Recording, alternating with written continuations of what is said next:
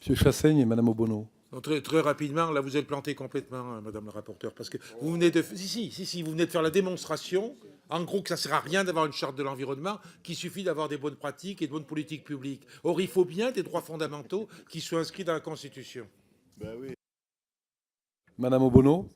Oui, dans la lignée de ce que vient de dire notre collègue Chassaigne, je pense que pourquoi est-ce que nous avons, et comme d'autres, proposé ces amendements dans cette charte-là en particulier, et pourquoi le positionnement de vouloir graver dans le marbre cette charte-là est problématique, parce qu'y compris en termes de politique concrète, on sait en la matière, sur les questions de transition, sur les questions de dérèglement, que des avancées importantes sont faites chaque jour, des progrès et des connaissances sont découvertes chaque jour qui permettent justement de faire des politiques beaucoup plus adaptées à la réalité du changement climatique et de la préservation de l'environnement. Et c'est pour le coup, c'est complètement contradictoire avec l'idée et la compréhension même de ce qui se passe aujourd'hui à l'échelle planétaire, de ces changements qui arrivent et qui s'accélèrent et dont les conséquences s'accélèrent, que de considérer que cette charte-là ne peut pas bouger et ne doit pas bouger. Pour le coup, c'est un positionnement réactionnaire parce que ça ne donne pas la possibilité de pouvoir anticiper ces changements et de pouvoir adapter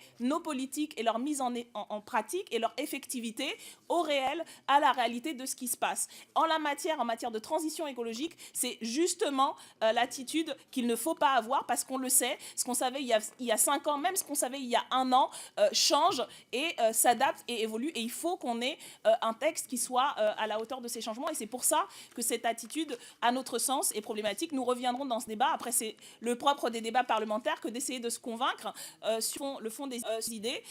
Et nous aurons l'occasion d'en reparler, y compris dans le texte constitutionnel lui-même. Mais sur la question de la charte, je pense qu'il y a là un problème de fond et de forme à ne absolument vouloir rien bouger dans une matière qui, au contraire, bouge de manière permanente.